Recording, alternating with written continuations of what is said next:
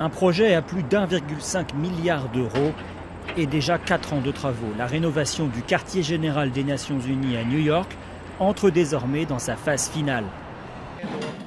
Michael Alderstein est le chef d'orchestre de ce chantier. Son plus grand défi, désamianter le gratte-ciel construit en 1952. Il y avait de l'amiante partout. Ils adoraient ça dans les années 50, 60. Ils en ont étalé sur toutes les surfaces, un peu comme si c'était de la mayonnaise. Sur tous les murs, sur tous les tuyaux. Plus propre, le bâtiment sera également moins gourmand en énergie.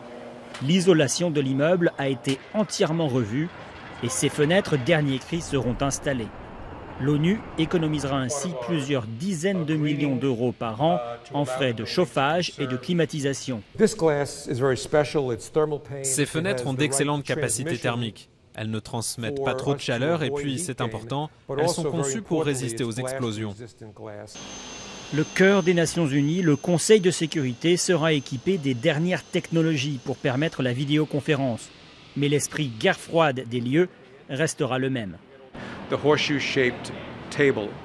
La table en fer à cheval était là depuis le début.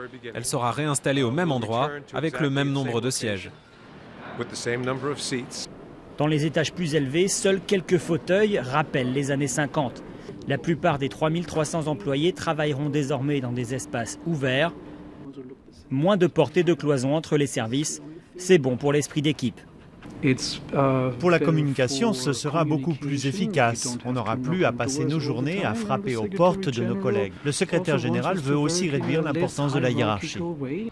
Pour l'Assemblée générale cette année, seul un tiers environ du personnel de l'ONU sera installé dans ces nouveaux bureaux.